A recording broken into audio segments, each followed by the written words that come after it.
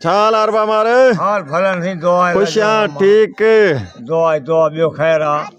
अल्लाह सब भी कम क्या हलाल हलाल हराम हराम वो किए हां बस चोरी को दे गाह कपिया दे पर कुछ न बणियो छाड़ियो न सजा में कयो कम क्यों जे में लोग खुश अल्लाह ही खुश अच्छा नमाज पढ़ो हां मकसद यार चंगा काम कंदा वे पाड़े सा सही रहो बोझो पिया गलत न हलो कोई शय कोन बनदी असां दी हालत ना खीर आ मक्खन उहे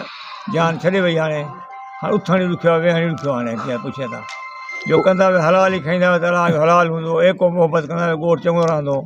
जो पाल्टी पाल्टी कंदा वे कहीं मुथवा हूंदा वे या कहीं मोहंदा वे पोइ टप जिंदगी जिंदगी जिंदगी जो कोई निचोड़ ॿुधा छा आहिनि आख़िरी उमिरि आखिरी तो भाउ विया सौट विया मसाल ते विया का ख़बर न लॻी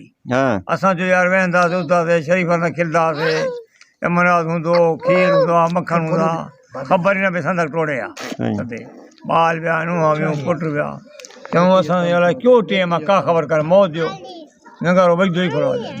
पहले वारो दौर भलो हाणे वारो दौर भलो आहे दौर पहिरियों भलो कीअं लोग मञींदो नंढो मञींदो कोई कान्हे कोन्हे जेको मां आहियां बसि जेकी टायर हवा लॻी वई आहे न उहा तमामु ग़लति थी वई आहे हाणे मुल्क में तामीर जा ॻाल्हि अॻे अदब हो हाणे अदब आहे अदब बसि वरी अॻु अदब हाणे कोन्हे एतिरो छो भला अदब आहे वजह इन जी वजह इन जी वजह ईअं बसि फूस बि आहे त कुझु कोन्हे हाणे अॻे पैसो हूंदो पा हूंदो माल मड़ा खड़ा माल जी शौक़ु हूंदो वेहंदासीं हुका टेकींदा माण्हू वेही रहंदा गुलम वारा खंडु वारा या जुमे वारा अमन वारा मेहन जी माल जी पचर हूंदी पीर पैकरा मां मंगणे वारा हूंदा मां सेमिने वारा हूंदा सभु हाणे बसि हर कोई मां सियाणो आहे आख़िर हाणे कहिड़ो कमु कजे कहिड़ो कारोबार उहो कमु कयो सोन जेको पंहिंजी महिनत कयो